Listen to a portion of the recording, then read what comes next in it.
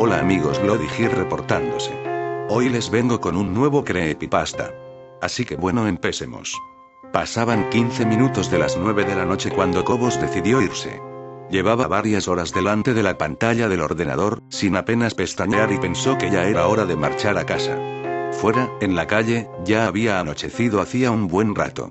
El viento soplaba con una fuerza inusitada, como antesala de una tormenta que estaba a punto de llegar. Antes de cerrar la oficina con su llave, tecleó en la pequeña consola la clave para activar la alarma electrónica. Esperó unos segundos tras cerrar la puerta hasta que escuchó un pitido agudo que indicaba que la alarma quedaba en servicio, y con un gesto instintivo se echó la gabardina por encima de los hombros. El frío arreciaba y empezaba a lloviznar. Con paso rápido alcanzó su vehículo, un viejo Renault verde oscuro que pese a los años, se encontraba en bastante buen estado.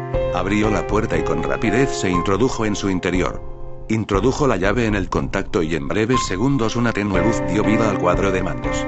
Giró la rueda de la calefacción al tope, y se dispuso a iniciar la marcha hacia su hogar. La tormenta se fue volviendo cada vez más virulenta a medida que se alejaba de la oficina. Aún le quedaban unos 50 kilómetros hasta llegar a su casa, situada en las afueras de una pequeña ciudad dormitorio. Decidió encender la radio para hacer el trayecto más apacible. Sin embargo, la grave voz del locutor de ese programa de misterio que tanto le perturbaba, inundó el oscuro interior del vehículo. Giró a la derecha para incorporarse a la carretera comarcal por la que tendría que transitar varios kilómetros.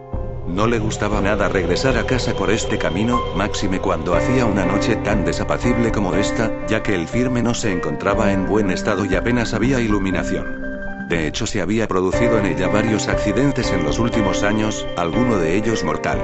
Esto también había dado lugar a habladurías de la gente, que afirmaba que en una curva se aparecía una mujer joven vestida de blanco y con aspecto desaliñado. Cobos no era una persona que diera mucho crédito a este tipo de historias. Sin embargo, tenía que reconocer que había algo en esa carretera que le provocaba una sensación extraña, de intranquilidad.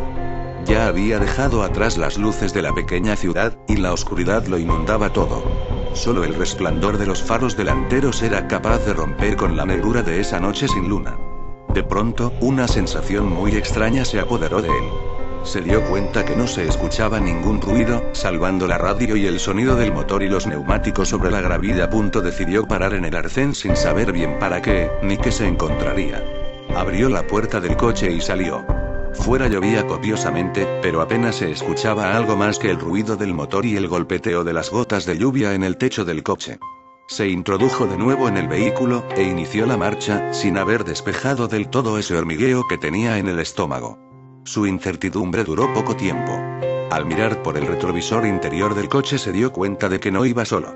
Una mujer totalmente empapada, con un vestido blanco, y la mirada ausente se encontraba en el asiento trasero.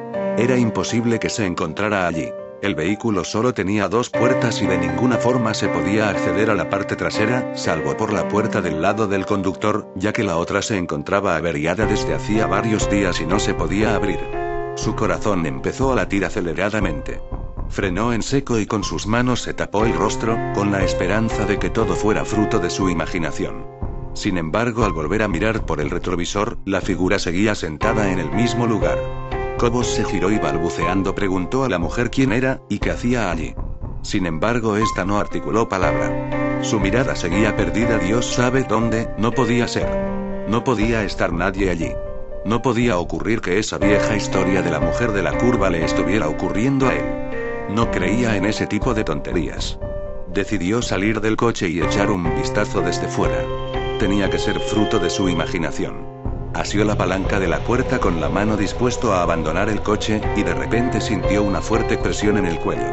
Notó como dos manos frías como el acero le presionaban impidiendo el paso de aire a los pulmones.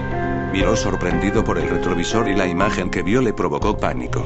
La mujer ya no tenía esa mirada fría y distante, sino todo lo contrario. Los ojos parecían que se iban a salir de las órbitas y reflejaban un odio que nunca había visto en ninguna otra mirada. Intentó zafarse de las manos de la mujer, pero le resultó imposible. Poco a poco, a medida que el oxígeno apenas llegaba a sus pulmones, fue perdiendo la consciencia, seguro de que iba a morir, pero sin entender aún por qué. Hasta que la mujer aproximó sus labios y dijo con una voz carente de expresión: nos veremos en el infierno, donde estoy desde aquella noche que me atropellaste en la curva que acabamos de pasar. ¿Recuerdas? Fueron las últimas palabras que escuchó.